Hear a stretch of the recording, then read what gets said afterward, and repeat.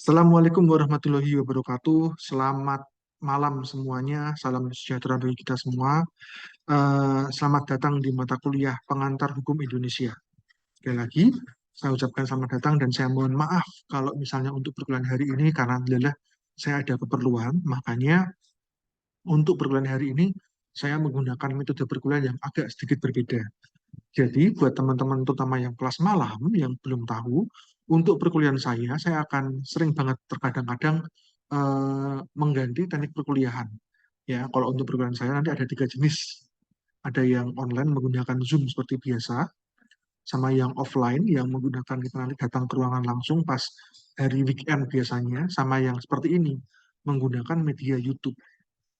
Tapi walaupun saya menggunakan media YouTube, tidak menutup kemungkinan untuk teman-teman sekalian masih bisa berdiskusi menggunakan media WhatsApp. Jadi memang di era modern saat ini lebih enak dengan menggunakan metode ini karena seringkali teman-teman yang kelas malam juga ini waktunya kurang fleksibel seperti itu. Sehingga dengan adanya model ini otomatis teman-teman sekalian bisa lebih fleksibel dalam berkuliah. Jadi bagi yang hari ini mungkin delala sedang bekerja, bisa menonton videonya nanti di lain waktu ketika ada kesempatan. Nah, untuk perkuliahan hari ini akan langsung saya lanjutkan saja ya. Oke, saya akan share screen. Iya,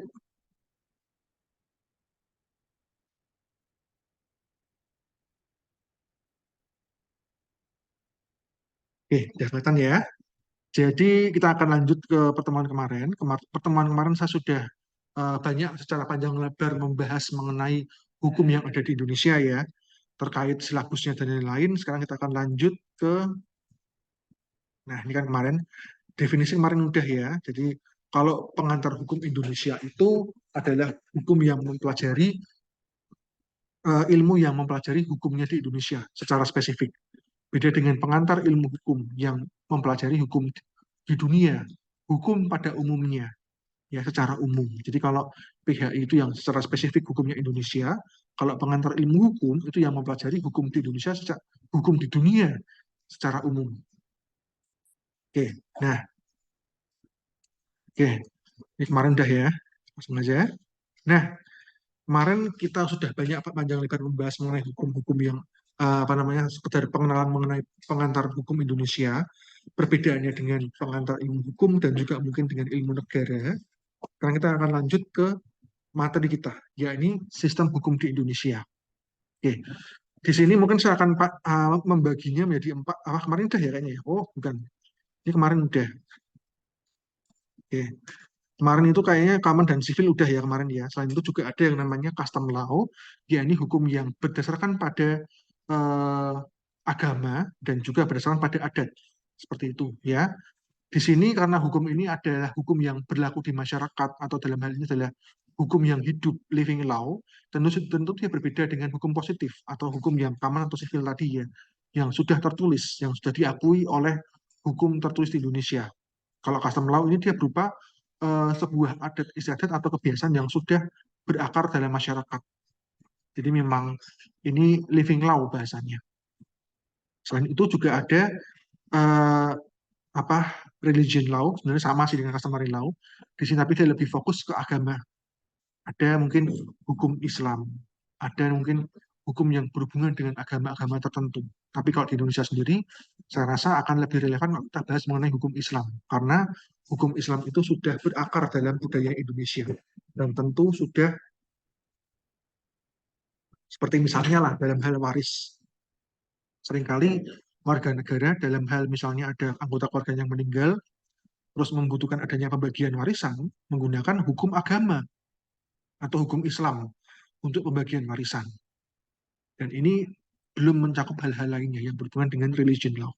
Jadi sekali lagi, kalau dalam teorinya hukum pengantar hukum Indonesia, seringkali hukum uh, adat dengan hukum agama itu jadi satu. Nah, saya akan akhiri dengan kata seperti ini, ya. Ini adalah seorang guru besar di bidang hukum yang cukup terkenal, Prof. Sacipto Raharjo, ya, yang mencoba mengkaji mengenai hukum yang ada di Indonesia. Kalau misalnya hukum di Indonesia itu adalah sivil, faktanya nggak seperti itu. Hukumnya campur-campur. Sehingga kalau menurut Prof. Chip itu dia berkata bahwa hukum di Indonesia itu seperti ibarat sebuah laboratorium yang unik karena hukum kita sangat kompleks. Kita nggak cuma mengenal hukum sivil yang berpegang pada peraturan perundang-undangan, tapi kita juga mengenal adanya sistem yang common yang berpegang pada hakim. Belum lagi juga ada sebuah hukum yang sifatnya adat istiadat dan juga agama. Yang uniknya diakui juga di Indonesia. Jadi seenggaknya ada 4 jenis hukum, ya. Nah, langsung lanjut aja ya. Selanjutnya adalah periodisasi hukum di Indonesia atau pembagian sejarah hukum di Indonesia. Nah, tadi kita udah bahas secara panjang lebar terkait hukum-hukum yang ada di eh, pengenalan tentang sistem hukum Indonesia, ya. Sekarang kita akan benar-benar membahas secara panjang lebar terkait hukumnya di Indonesia itu kayak gimana sih.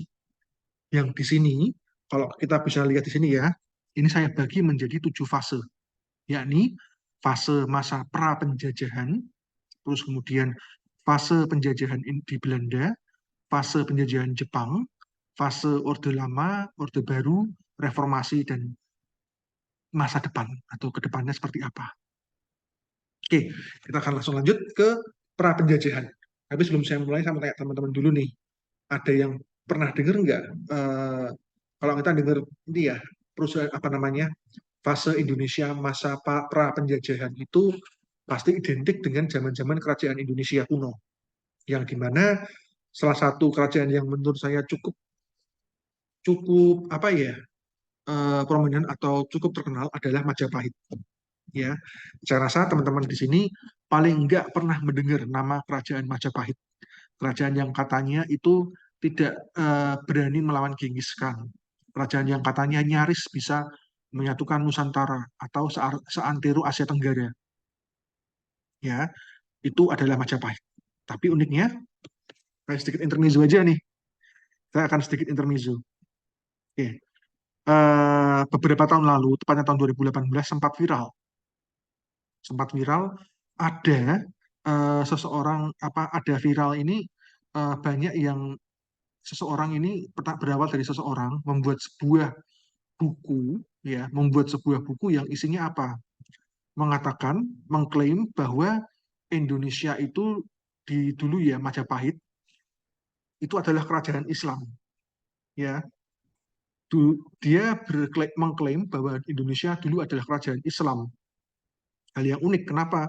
Karena dia cuma mendasarkan klaim tersebut pada beberapa penemuan koin-koin kuno dari zaman Majapahit yang berasal yang menggunakan lafaz Allah, jadi menggunakan bahasa Arab, ya. Yang padahal waktu itu udah banyak ahli yang menyanggah pendapat orang ini yang mengatakan bahwa koin-koin ini sebenarnya udah karena memang Majapahit itu kan negara yang bersifatnya perdagangan internasional ya, sehingga juga menyimpan banyak koin-koin dari negara lain, termasuk dalam hal ini Persia, Gujarat, dan Arab, yang merupakan negara yang cukup sering melakukan perdagangan di daerah Timur Tengah. Ya, karena memang waktu itu Majapahit ini apa namanya ditemukan koin itu, maka penulis buku ini mengklaim bahwa Indonesia adalah negara Islam yang tentu saja ditepis oleh beberapa apa namanya peneliti. Yang uniknya bukan peneliti Indonesia, tapi peneliti asing. Di sini bisa kalian lihat, pada waktu browsing saja di Encyclopedia Britannica, sebuah jurnal internasional yang gratis, bisa teman-teman baca, nggak perlu membayar sepeser pun, yang di sini banyak yang mengkaji. Termasuk salah satunya adalah terkait sejarahnya Majapahit. Bahwa Majapahit itu sekali lagi bukan negara Islam kok. Karena memang waktu itu mereka bekerja sama dengan banyak negara, termasuk negara-negara Timur Tengah, makanya ada beberapa koin dari Timur Tengah yang masuk ke dalam Majapahit, ya, yang tentu saja berlafazkan Al-Quran, berlafazkan bahasa Arab, sehingga si penulis buku ini banyak yang miskonsepsi seperti itu ya. Oke, lanjut ya. Nah, kalau kita bicara mengenai sistem hukum yang ada di Majapahit kuno dulu, yang menurut saya ini merupakan salah satu contoh yang paling nyata yang bisa menggambarkan bagaimana sih ya hukum yang ada di zaman Majapahit kuno dulu, yang bisa menggambarkan secara apa gamblang terkait bagaimana hukum masa pra penjajahan Indonesia. Yang pertama, kita bisa melihat dalam apa bukunya Kit Gin tahun 2004 bahwa di sini pemimpin tertinggi dalam sebuah pemerintahan negara Majapahit adalah raja. Nah, satu hal yang unik di sini kalau misalnya kita melihat sistem dunia sistemnya Indonesia sekarang di mana presiden ini memiliki kekuasaan yang tidak absolut ya. Kalau zaman Majapahit dulu, raja memiliki kekuasaan yang absolut yang bahkan disetarakan dengan Cakravatin atau yang bahkan disamakan dengan Cakravatin atau dewa tertinggi dalam mitologi Hindu. Hal yang unik kan? Nah, terus raja ini dalam menjalankan eh, kekuasaannya, dia tidak sendirian. Dia memiliki unsur-unsur penyelenggara pemerintahan lainnya. Yang kita lihat ya, mungkin sampai sekarang ini ada dalam sistem hukumnya Indonesia, barangkali ada. Ya, yang pertama, Rakrian Mahamantri Katrini ini adalah putra mahkota atau adalah keluarga kerajaan. Ya, di sini posisinya mereka sebagai warga kerajaan memang tidak memiliki kedudukan yang kuat, tapi di sini mereka itu adalah eh, pengganti raja. Jadi misalnya nih ya raja meninggal, otomatis akan dipilih dari anggota keluarga kerajaan lainnya yang biasanya adalah anak-anak kerajaan, anak-anak raja. Dan sering juga Rakulen Mahamantri Katrini ini atau pemimpin atau adalah keluarga kerajaan itu anak-anak raja itu juga diberikan kepercayaan untuk mengurus kayak semacam pemerintahan daerah ya mungkin sebagai percobaan dulu ya penjajakan dulu.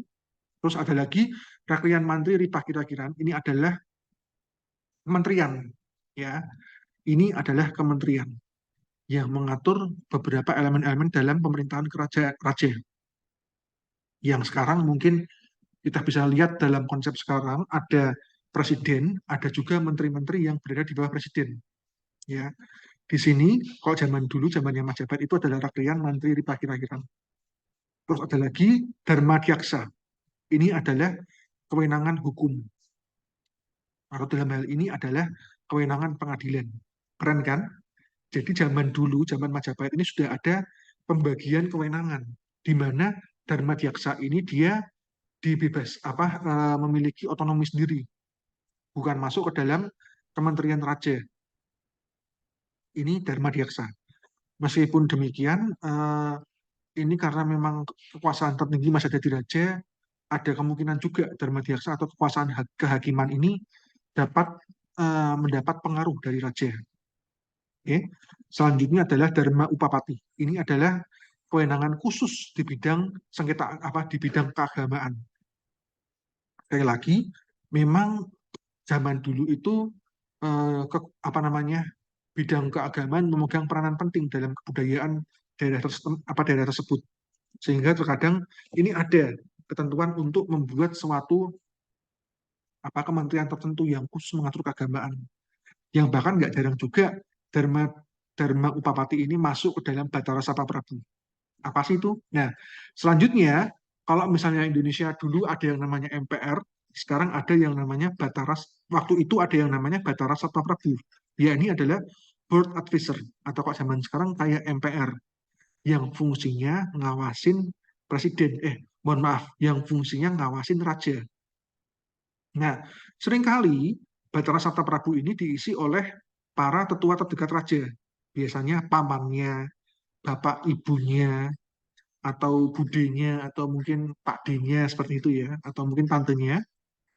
Di sini mereka, karena memang secara garis keturunan berada di atas raja, otomatis pendapatnya akan menjadi pandangan menjadi pertimbangan yang akan dipertimbangkan matang-matang oleh raja. Ya, makanya ada Batara Sata Prabu yang terkadang juga bahkan diisi oleh mantan raja. Oke, satu hal yang unik kenapa raja di sini punya batas waktu, ya. Nah, batas waktunya seperti apa? Kalau sistem pemerintahan saat ini ada maksimal 2 kali ya. Sebenarnya zamannya Majapahit juga sama, 2 kali. Tapi satu kepemimpinan itu setara dengan satu dasawarsa atau 10 tahun. Jadi seorang raja dapat memerintah hingga maksimal 20 tahun. Oke, terkait ini panjang apa pendek, saya serahkan kepada teman-teman sekalian. Karena memang pada waktu itu pertimbangannya adalah dengan 20 tahun itu mencukupi untuk proyek-proyek yang ada dapat berjalan dengan apa sesuai seperti itu. Oke. Dan untuk tapi uniknya kalau untuk penerus raja selanjutnya dipilih oleh bukan oleh dipilih oleh raja dengan Batara Sabta Prabu, ya. Jadi ada kewenangan presiden dalam hal ini raja sama MPR-nya, ya, atau dalam hal ini Batara Sabta Prabu. Hal yang unik menurut saya. Terus mereka juga mengenal sistem hierarki wilayah. Ada bumi atau ini wilayah yang dikuasai oleh raja. Bahasanya kayak ibu kota kerajaan. Terus ada nagara. Ini adalah pemerintahan daerah atau otonomi daerah ya, yang ini dikuasai oleh raja, ya. Bukan raja tapi raja atau nata ya atau bre. Nah, ini adalah pemerintahan daerah yang di sini levelnya setara dengan provinsi, ya. Terus ada lagi watak atau kota atau kabupaten, ya. Ini kepala daerahnya adalah wiasa. Terus atau distrik atau dalam hal ini mungkin setara dengan kecamatan, ya. Kecamatan ini dikuasai oleh kelurahan, mohon maaf, kelurahan yang pimpin oleh lurah. Yang saya rasa sampai sekarang istilah lurah itu masih dipakai. Ada lagi banua atau desa atau kecamatan. Ini dipimpin oleh yang namanya tani. Ada lagi yang namanya kabuyutan. Kabuyutan ini mungkin selevel RW kayaknya. Ya, benar. Selevel RW. Ya, ini adalah, oh, mohon maaf, aduh. Kabuyutan ini untuk ini, wilayah khusus untuk eh, apa namanya, yang berhubungan dengan keagamaan. Wilayah-wilayah khusus keagamaan. Bisa pura, wihara, dan lain-lain. Ya, itu kira-kira. Nah, kita kalau sekarang lanjut lagi dalam bidang internasional misalnya, dalam sistem kerajaan yang ada di Majapahit, mereka mengenal adanya negara agung atau mancanegara, Nusantara, dan Mitra Satata. Jadi apa sih? Negara agung dan mancanegara ini merupakan negara yang secara resmi sudah menjadi wilayah bagiannya Majapahit. Ya, kalau dalam zamannya penjajahan itu kayak negara persemakmuran. Nah, seperti itu. Negara yang berada di bawah negara lain. Dalam hal ini, negara yang berada di bawah kekuasaannya Majapahit. Terus ada lagi istilah Nusantara. Nusantara ini merujuk pada wilayah yang ingin dicapai oleh Majapahit sebagai wilayahnya mereka. Dan negara Mitrika Satata, yakni negara yang bukan berada di bawah kekuasaan yang Majapahit, tapi lebih di sini berupa adalah negara yang merupakan mitranya Majapahit. Seperti itu ya. Lanjut ya.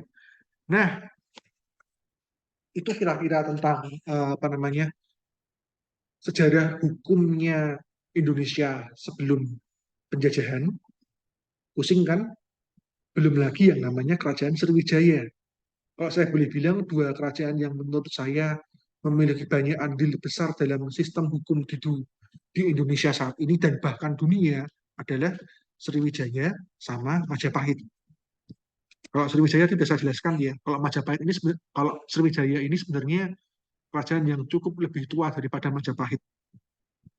Dan uniknya, kalau kerajaan-kerajaan yang selamanya kita kenal itu adalah kerajaan yang ada di tanah ya, yang mungkin ada di Semarang, mungkin ada di di mana, intinya berada di kepulauan atau berada di tanah.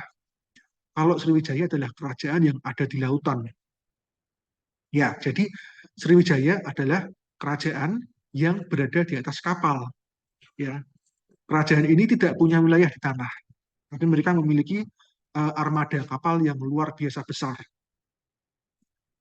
Nah, armada ini menurut apa namanya? Makanya ini yang membuat kenapa Sriwijaya ini susah sekali ditemukan apa namanya? Prasasti-prasasti atau bukti-bukti kebudayaan mereka karena mereka ini memang apa namanya? Basisnya berada di laut sehingga susah ditemukan sekali lagi, ya. Oke, tapi ada beberapa prasasti yang ada di daerah Jawa, beberapa yang ditemukan ini nampaknya adalah peninggalan Sriwijaya yang sempat berlabuh di daerah tersebut. Nah, tapi hanya itu saja. Tapi sekali lagi, kalau Sriwijaya itu pengaruhnya banyak di bidang perdagangan, ya, yang sampai sekarang masih kita rasakan. Tapi kalau untuk membahas masalah Sriwijaya, saya rasa tidak perlu saya jelaskan dalam perkuliahan kita, karena nanti ini akan dibahas secara lebih dalam pada semester 7. Masih jauh jadinya, ya.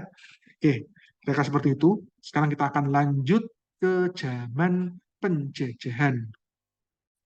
Nah, selanjutnya adalah berkaitan dengan eh, sejarah hukum Indonesia pasca eh, pas zamannya dijajah atau zaman penjajahan.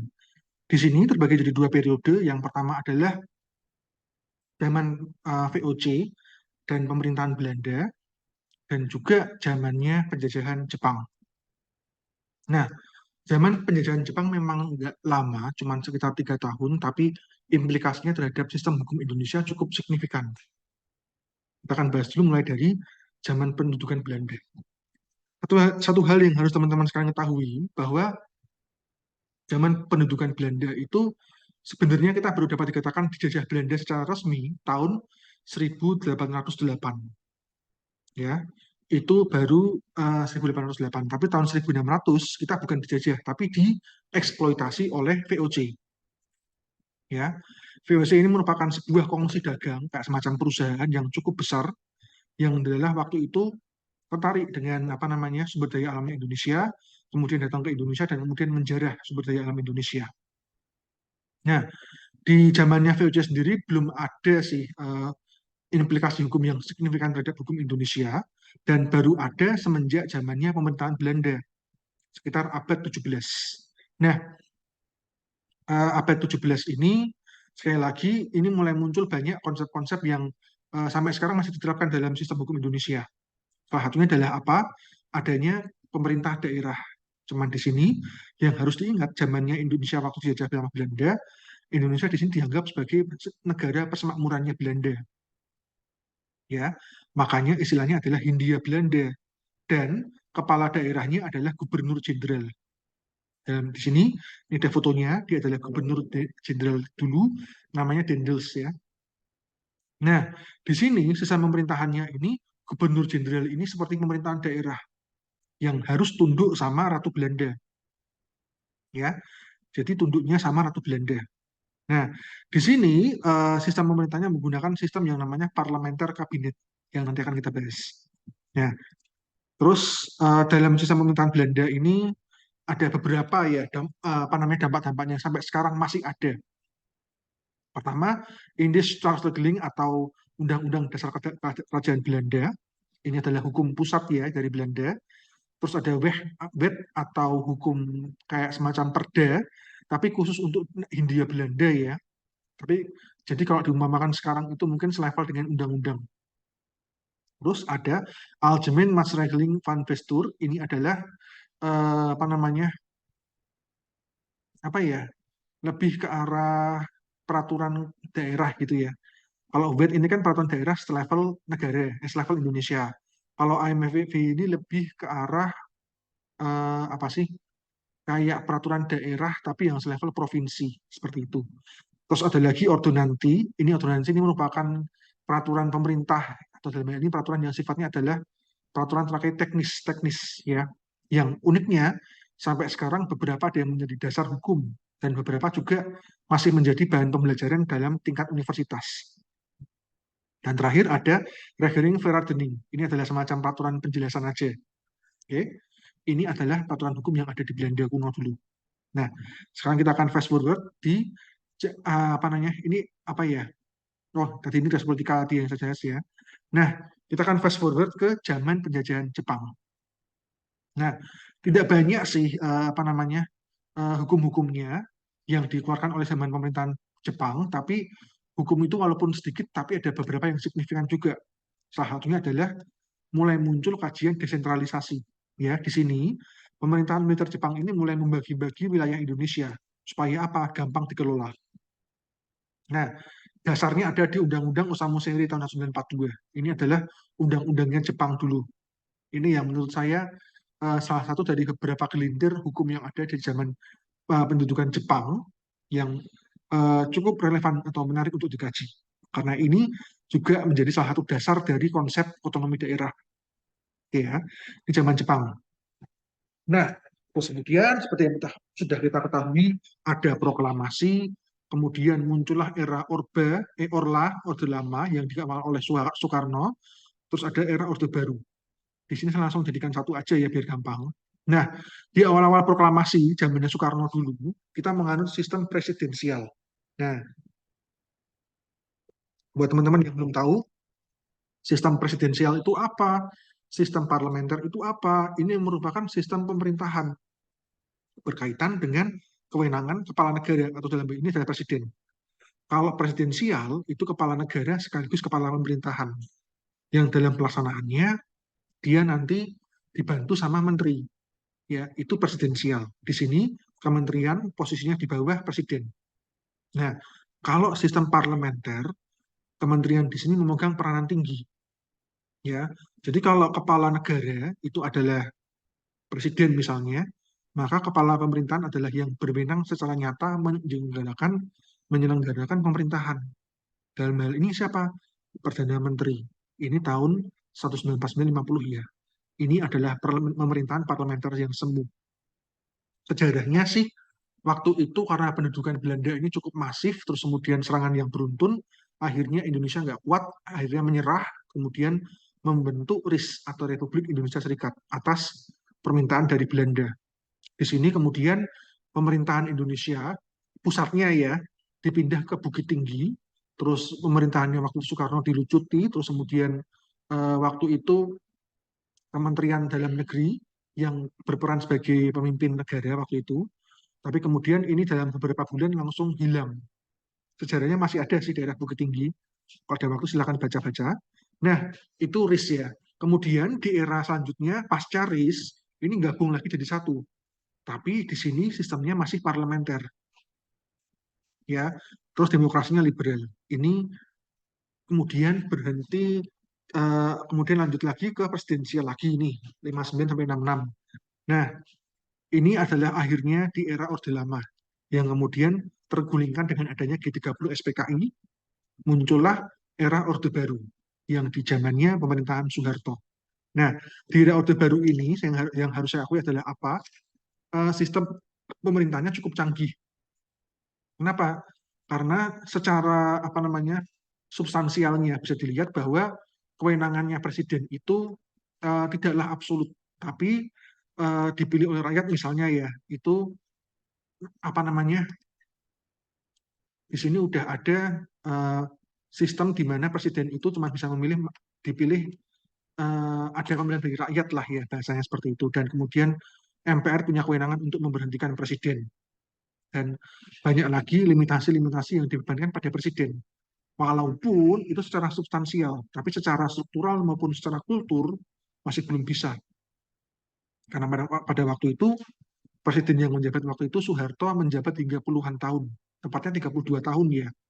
Nah, ini sekali lagi adalah era Orde Baru ya. Terus kemudian pasca reformasi kita akan bahas nih. Nah, di era reformasi itu sendiri ada banyak banget ya perubahan-perubahan yang walaupun mungkin ada yang bilang wah kan baru aja Pak, memang perubahan apa? Banyak banget. Contohnya sebagaimana yang sudah kita ketahui bahwa kalau kita bicara mengenai dasar negara kita adalah Undang-Undang Dasar. Itu fakta. Dan seringkali banyak yang bilang bahwa Undang-Undang Dasar itu adalah suatu sumber hukum yang sangat sakral, yang tidak boleh diubah. Faktanya, di era reformasi, perubahan terjadi hingga 4 kali. Ya, dari tahun 2000, 1, 2, 3, 4. Ya, berubah 4 kali. Dan dari 1.393 kata jadi 5.900 kata, atau jumlahnya naik berapa ratus persen dari Undang-Undang Dasar 1945 ini. Yang tentunya isinya berubah banget. Malah ada beberapa ahli yang bilang bahwa Undang-Undang Dasar yang dulu itu udah berubah sama sekali dengan yang sekarang. Terus ada lagi penghapusan kewenangan MPR. Ya, ini adalah terkait dengan kewenangan MPR untuk memberhentikan presiden sama kewenangan MPR untuk menentukan siapa presiden selanjutnya. Ya, jadi buat teman-teman yang belum tahu, konsep dasarnya MPR dulu zamannya Soeharto adalah MPR ini punya kekuasaan yang absolut. Jadi kita cuma perlu milih MPR aja. Nanti yang memilih presiden ya MPR. Meskipun dalam faktanya presiden yang milih ya rakyat sendiri ya. Dan bahkan juga sudah di apa namanya ya, udah di eh, apa ya, saya nggak mau bilang lah, ini intinya 32 tahun pemerintah, bisa kalian bayangkan sendiri ya.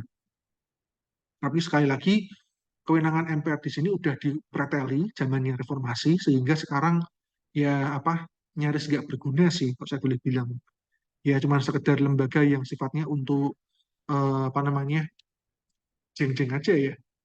Tapi kenyataannya untuk MPR itu sendiri sifatnya bicameral, alias keanggotaan MPR itu double, MPR dan DPR. Jadi anggota DPR diseleksi, yang terpilih menjadi anggota MPR. Seperti itu kira-kira.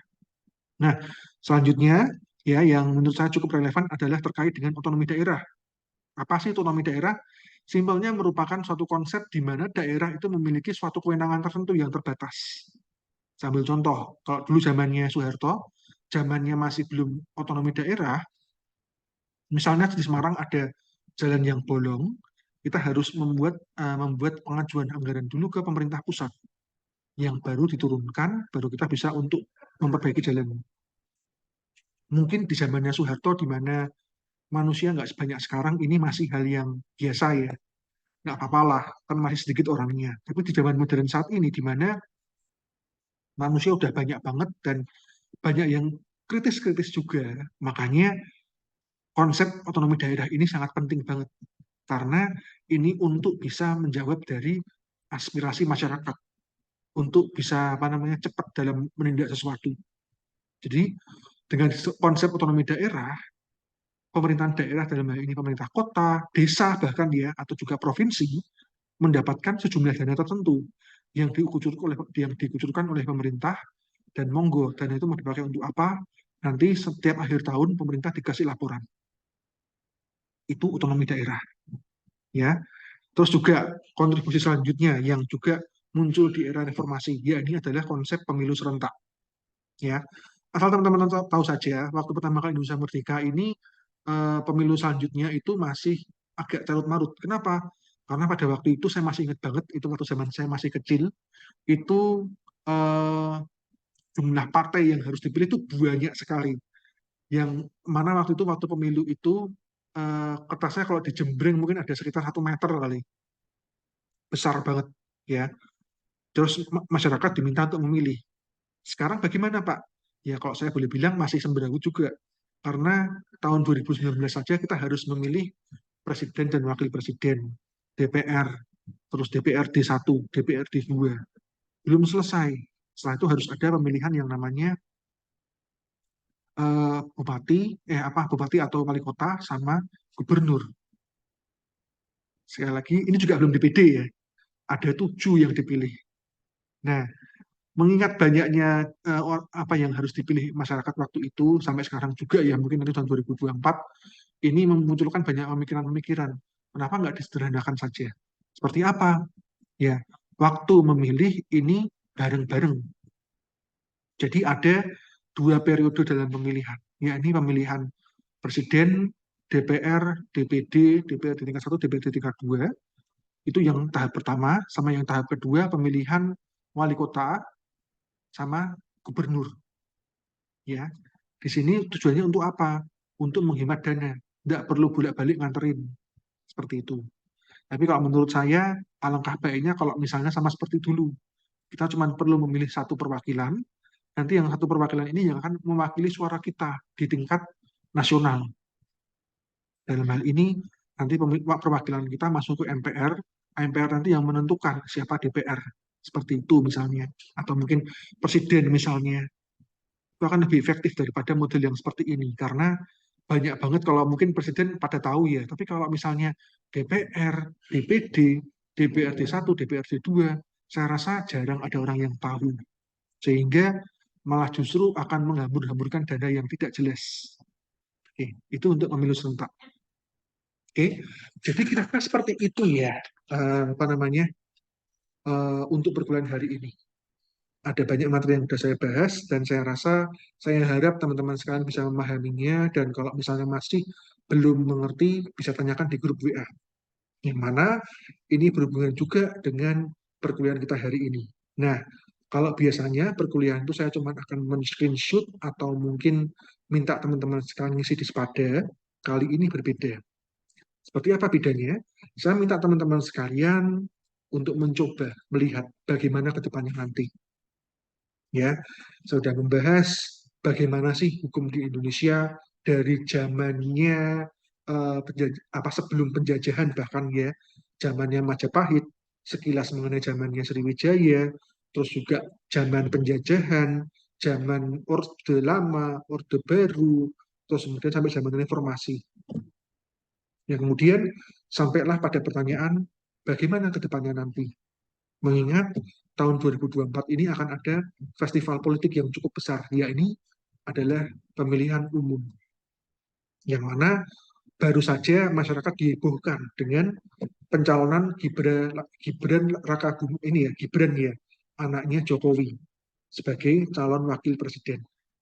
Ini kemunculannya dia ini adalah setelah adanya pengesahan dari presiden apa MPR terkait batas minimal usia ini calon presiden dan wakil presiden, ya ini 35 tahun diturunkan berarti. Nah, dalilnya mungkin memang untuk apa namanya, bisa ada anak muda, spirit anak muda dalam pembangunan Indonesia. Tapi kok adalah yang maju adalah salah satu anak presiden, sehingga banyak yang sanksi terhadap hal ini. Nah, pagi tadi juga adalah ada beberapa orang yang melaporkan ke gugatan ke MK terkait adanya peraturan ini yang menurut mereka tidak adil. Ya, selain itu juga banyak ya. Kita nggak cuma bicara mengenai ketatanegaraan ya. Kita kalau bicara mengenai pidana, ini udah ada KUHP yang baru yang tahun 2022 udah disahkan, yang mungkin teman-teman akan merasakan tahun 2025 karena ini ada waktu transisi 3 tahun. Jadi baru dapat dipakai secara resmi tahun 2025. Kayak gimana nanti KUHP baru, atau mungkin juga dalam hal perdata nanti di mana ini kita udah bicara mengenai persaingan global ya. Kita kalau bicara persaingan global ini, eh, kalau kita bicara persaingan global, Amerika misalnya sekarang sudah banyak didera krisis ekonomi. Cina misalnya yang semakin lama semakin naik perekonomiannya. Ada shift of ekonomi di sini atau pergeseran ekonomi di sini. Di mana yang dulunya yang adidaya adalah Amerika, sekarang mulai tergeserkan posisinya oleh Cina. Ini tentunya berdampak pada eh, perdata Indonesia atau dalam hal hubungan antara person to person dalam hal perdata, dalam hal kontrak bisnis dan lain-lain, tentunya berdampak. Yang mana kemudian ini berkaitan dengan perkuliahan hari ini, saya minta teman-teman sekalian ambillah selembar kertas, sembarang aja. Silakan ambil selembar kertas, tuliskan nama Anda dan NPM Anda, dan tuliskan pandangan Anda. Silahkan bisa kalian apa namanya, bebas kalian mengarang ya, cari aja data-data di internet ataupun mungkin dari pemikiran Anda sendiri. Bagaimana sih hukum di Indonesia untuk kemudian harinya nanti? Bagaimana hukum Indonesia ke depannya nanti? Apakah semakin baik atau semakin carut marut? Ataukah mungkin kalian membahas dari segi tata negaranya, atau mungkin pidananya, atau mungkin perdatanya, dan lain-lain. Silakan ambil selembar kertas, terus tuliskan saja di kertas tersebut. Saya nggak minta banyak-banyak kok, cuman saya minta cukup 10 baris saja. Oke, atau mungkin sekitar 150 kata ya. Jadi sekitar 150 kata atau sekitar 10 baris. Silahkan kalian tuliskan kata-kata Anda. Terus apa namanya, kalau sudah silahkan difoto dan masukkan ke dalam grup WA. Dan itu nanti akan berfungsi sebagai absensi. Dan hari ini mungkin ada yang nyadar karena kok agak lama ya Pak, karena memang untuk hari ini saya buat bobotnya 2 pertemuan. Nah, nanti jawaban itu silakan kalian buat dan kalian kumpulkan ke grup WA, dan saya tunggu sampai jadwal sampai 24 jam ya. Sampai hari Kamis, Rabu ya, mohon maaf, sampai hari Rabu pukul 20.10. Oke, jadi itu adalah absensinya ya. Bagaimana hukum di Indonesia ke depannya nanti. Ini kita mulai belajar bagaimana caranya ngarang ya, bagaimana caranya berinspirasi seperti itu. Oke. Nah, saya rasa untuk perkuliahan hari ini saya harus sampai di sini saja. Silakan teman-teman sekalian kembangkan pemikiran kalian, bukalah wawasan kalian sejauh mungkin, dan akhir kata saya mohon maaf yang sebesar-besarnya kalau ada kesalahan kata-kata ataupun teknis yang kurang berkenan. Sampai jumpa minggu depan. Sukses membuatnya. Wassalamualaikum warahmatullahi wabarakatuh.